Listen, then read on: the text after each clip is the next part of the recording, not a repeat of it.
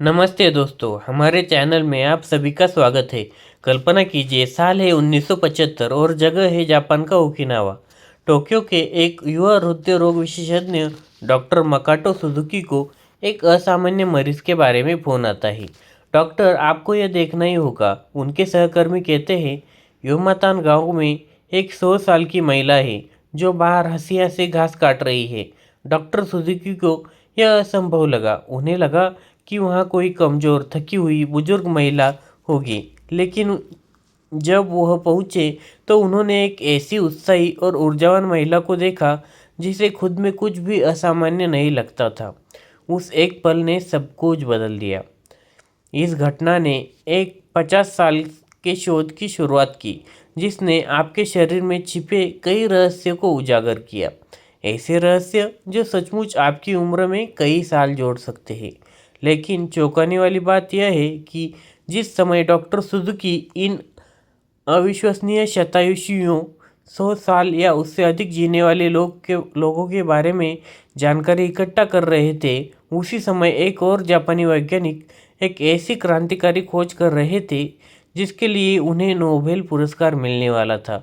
Doctor Yoshinori ओसोमी को एक अद्भुत चीज़ मिली थी।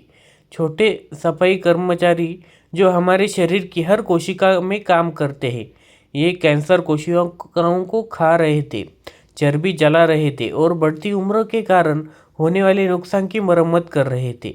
लेकिन समस्या यह थी कि ये सूक्ष्म योद्धा केवल एक विशिष्ट परिस्थिति में ही काम करना शुरू करते हैं, और असली रहस्य यही है, हम में से ज़्यादातर लोग अनजाने में रोजाना अपनी आदतों से इस प्रक्रिया को बंद कर रहे हैं। ऐसी आदतें जो पूरी तरह से हानिरहित लगती है। आज मैं आपको बताने वाला हूँ, इन जापानी वैज्ञानिकों ने कोशिका पुनर्जनन का यह कोड कैसे सुलझाया।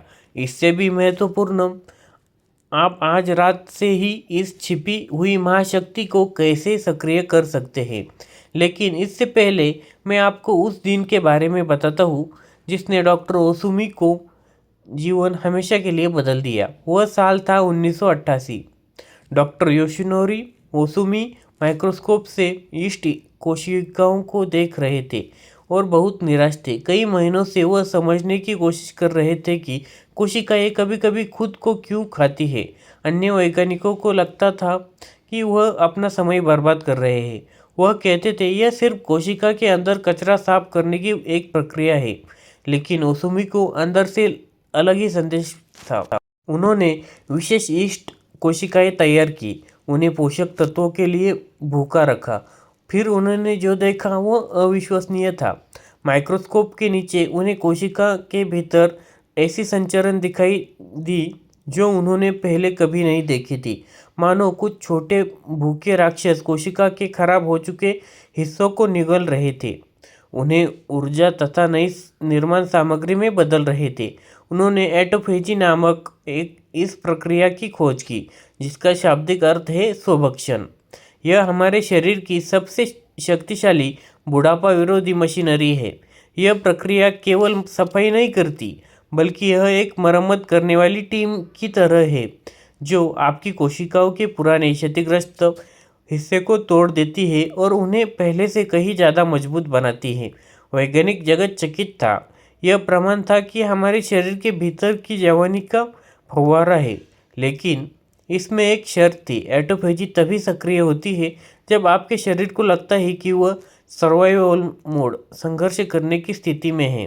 और डॉक्टर ओसुमी को एहसास हुआ कि जापान के शतायुषियों को प्राचीन खानपान की आदत अनजाने में रोजाना इस प्रक्रिया को शुरू कर रही थी।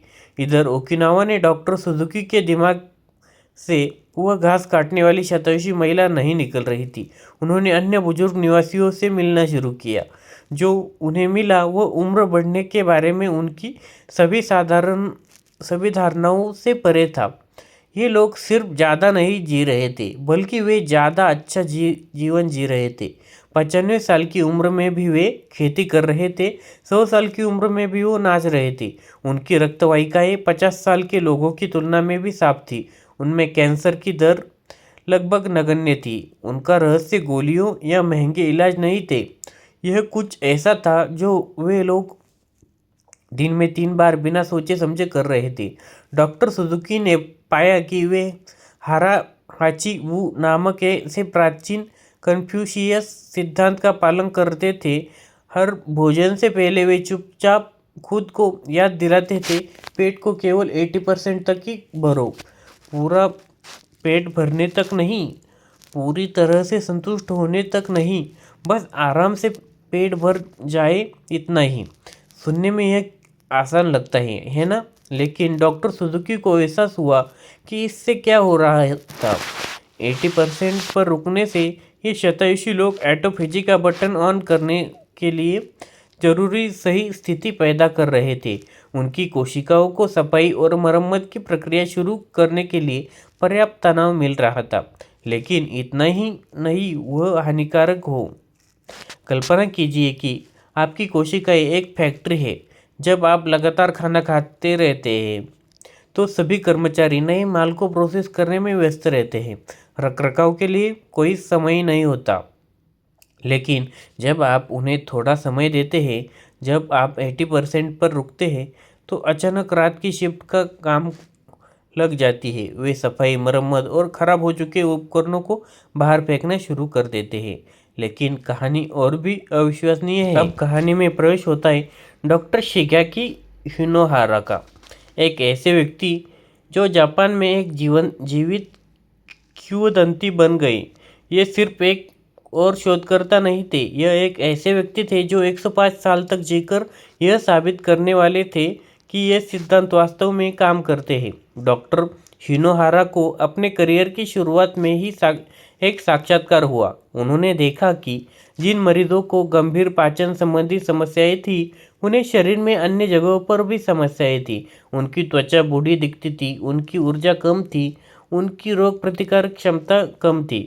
तब उन्हें एक गहरी बात समझ में आई, आपके पेट का स्वास्थ्य बाकी हर चीज़ के लिए मास्टर स्विच है। उन्होंने एक प्रोटोकॉल विकसित किया जिसे वह जीवन विस्तार प्रोटोकॉल कहते थे, लेकिन यह बिल्कुल भी जटिल नहीं था। डॉक्टर हिनोहारा हल्का नाश्ता करते थे, दोपहर का भोजन बहुत कम लेते थे और अपना मुख्य भोजन रात के लिए रखते थे। लेकिन महत्वपूर्ण हिस्सा यह था, वो शाम 6 बजे तक खाना खत्म कर लेते थे और अगली सुबह 10 बजे तक फिर कुछ नहीं खाते थे। यानी पूरे 16 घंटे वह अपने शरीर, उसकी मरम्मत प्रणाली को सक्रिय करने के लिए समय दे रहे थे। परिणाम असाधारण थे।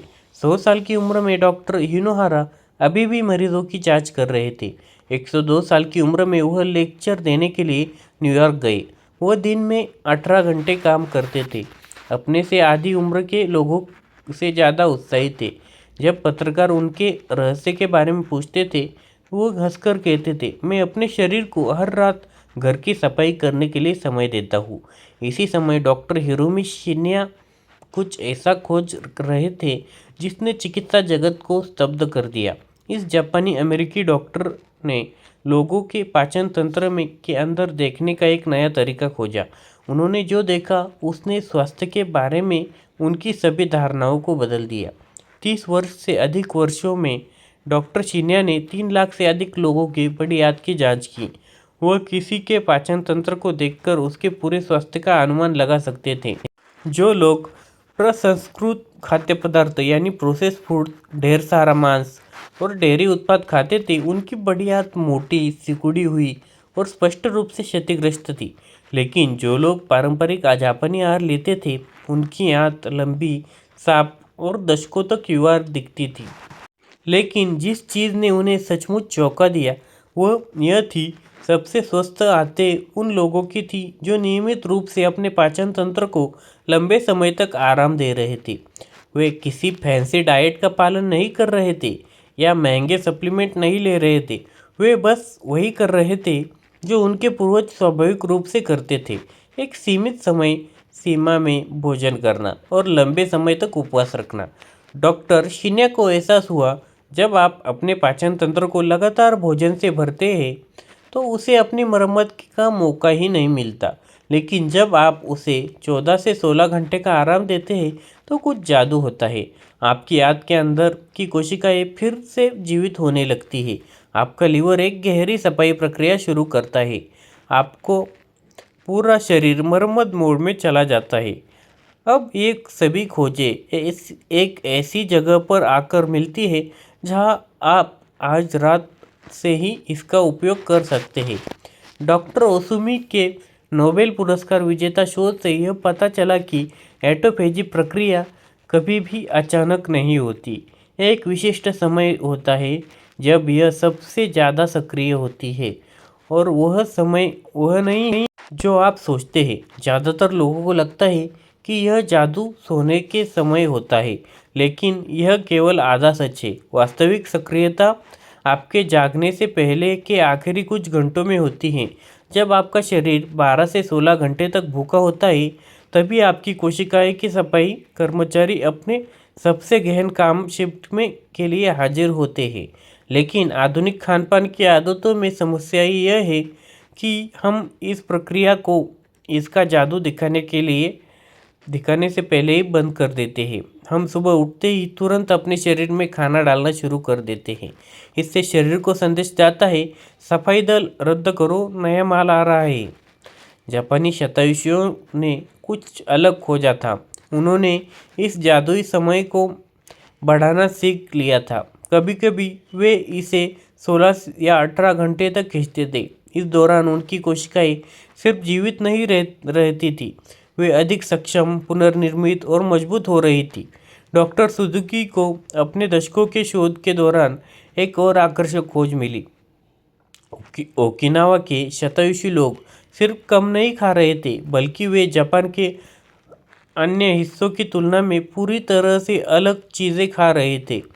जहाँ ज़्यादातर जापानी लोग सफ़ेद चावल को मुख्य कार्बोहाइड्रेट स्रोत के रूप में खाते थे, वहीं ओकिनावा के लोग बैंगनी शकरकंद खाते थे। वह कोई संयोग नहीं था। ये शकरकंद ऐसे यौगिकों से भरपूर होते हैं जो ऑटोफेजी को बढ़ावा देते हैं। उनका ग्लाइसेमिक इंडेक्स कम होता है, जिसका मतलब है कि वे आपके इंसुलिन के स्तर को नहीं बढ़ाते और कोशिका की सफाई प्रक्रिया को बंद नहीं करते। इसके बजाय वे शरीर को स्थिर ऊर्जा देते हैं और साथ ही शरीर को कोशिका मरम्मत को बढ़ावा देने वाली स्थिति में रखते हैं। लेकिन शकरकंद सिर्फ शुरुआत थी। डॉक्टर सुजुकी ने नोट किया कि ये शतायुषी लोग अपनी प्लेट करेला, समुद्री शैवाल, टोफू, सोया पनीर और इंद्रधनुष के हर रंग की सब्जियों से भरते थे। हर खाद्य पदार्थ उनकी कोशिका मरम्मत किट में एक नया उपकरण जोड़ने जैसा था। उदाहरण के लिए, करेले में रक्त शर्करा को नियंत्रित करने वाले और इंसुलिन कम रखने वाले यौगिक होते हैं, जो ऑटोफेजी को बनाए रखने के लिए आवश्यक है। समुद्री शैवाल से शरीर के विषैले तत्वों को बाहर निकालने की प्रक्रिया में मदद करने वाले खनिज मिलते हैं। रंगीन सब्जियां एंटीऑक्सीडेंट देती है, जो मरम्मत प्रक्रिया के दौरान कोशिकाओं की रक्षा करते हैं। यहाँ एक विवरण है जो ज़्यादातर लोगों से छूट जाता है। ये शतायुषी लोग सिर्फ यह नहीं देखते थे कि क्या खाना चाहिए, बल्कि वह इस बारे में रणनीतिक थे कि क्या पीना चाहिए। डॉक्टर सुजुकी ने देखा, उनके कई स्वस्थ मरीजों में रोजाना चाय पीने का एक अनुष्ठान था जो घंटों तक चलता था। लेकिन वह सिर्फ आराम के लिए नहीं था। वे जो चाय चुनते थे, जैसे चमेली की चाय, ग्रीन टी और विशेष ओकिनावन मिश्रण, उनमें ऐसे घटक थे जो ऑटोफेजी प्रक्रिया में मदद करते थे। उदाहरण के लिए, ग्रीन टी में मौजूद पॉलीफेनॉल सफाई और मरम्मत चरण के दौरान कोशिकाओं की रक्षा करने में मदद करते हैं। इससे भी ज़्यादा दिलचस्प बात यह है कि दिन भर धीरे धीरे चाय पीने की यह रस्म उन्हें अनजाने में खाने पर नियंत्रण रखने में मदद करती है। जब आप मन लगाकर चाय पीने पर ध्यान केंद्रित करते हैं, तो आप बिना सोचे समझे कुछ खाने की संभावना कम कर रखते हैं। यह उनकी कोशिका पुनर्जन्म का बढ़ावा देने का एक और अनजाना तरीका था। डॉक्टर हिनोहारा ने एक खोज की जिसने दिन के पहले भोजन को देखने का उनका तरीका पूरी तरह से बदल दिया। पारंपरिक भारी नाश्ते के बजाय वो ताज़ी सब्जियों के रस से शुरुआत करते थे, आमतौर पर गाजर या सेब का रस, जिससे एक चम्मच जैतून का तेल, ऑलिव ऑयल मिलाया जाता था। यह सिर्फ पोषण के लिए नहीं था। जैतून का एक तेल चीनी के अवशोषण को कम करने के लिए मदद करता था, जिससे इंसुलिन का स्तर नहीं बढ़ता था और ऑटोफेजी बंद नहीं होती थी। सब्जियों के रस से पाचन तंत्र पर ज़्यादा बोझ डाले बिना जरूरी पोषक तत्व मिलते थे, जो रात भर सफाई और मरम्मत के काम को बढ़ावा देते थे। लेकिन महत्वपूर्ण हिस्सा यह था, यह वह केवल आधा गिलास रस पीते थे और फिर कोई भी ठोस खाना नहीं खाते थे। 20 मिनट रुकते थे। इससे उनके शरीर को उपवास की स्थिति से खाने की स्थिति में धीरे से जाने का समय मिलता था, जिससे दोनों चरणों के अधिकतम लाभ मिलते थे। डॉक्टर सुजुकी, डॉक्टर हिनोहारा और डॉक्टर शिन्या, इन सभी को स्वतंत्र रूप से एक ही चीज़ मिली। यह सिर्फ महत्वपूर्ण नहीं था, यह सब कुछ था। मानव शरीर प्राचीन लय पर चलता था, जो खाने और उपवास की चरणों की अपेक्षा करता है। जब हम लगातार खाकर इस लय को बाधित करते हैं, तो हम उन तंत्रों को तोड़ रहे हैं, हमें स्वस्थ और जवान रखने के लिए बनाए गए थे। उनके द्वारा खोजा गया सर्वोत्तम पैटर्न, अपना आखिरी भोजन शाम 6 या 7 बजे तक खत्म करें। थोड़ा खाली पेट सोए। सुबह उठकर अपना ठोस भोजन लेने से पहले कम से कम 12 या 16 घंटे उपवास रखें। इस दौरान आपकी कोशिश ओवर टाइम काम कर रही होती है, नुकसान की मरम्मत करती है, विषैले पदार्थों को हटाती है और सचमुच आपको अंदर से फिर से बनाती है। लेकिन यह आजकल की फैशनेबल उपवास वाली डाइट से अलग है। यह खुद को भूखा रखने या चरम उपायों के बारे में नहीं है। यह आपके शरीर की प्राकृतिक लय के साथ काम करने के बारे में है, जैसा कि ओकिनावा के शतायुषी लोग पीढ़ियों से करते आ रहे हैं।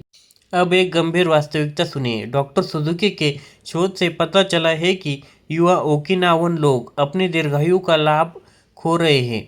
जैसे ही उन्होंने पश्चिमी खान पान की आदतों, प्रसंस्कृत खाद्य पदार्थ लगातार खाना, देर रात खाना को अपनाया, उनके स्वास्थ्य परिणाम अमेरिकियों जैसे ही होते जा रहे हैं।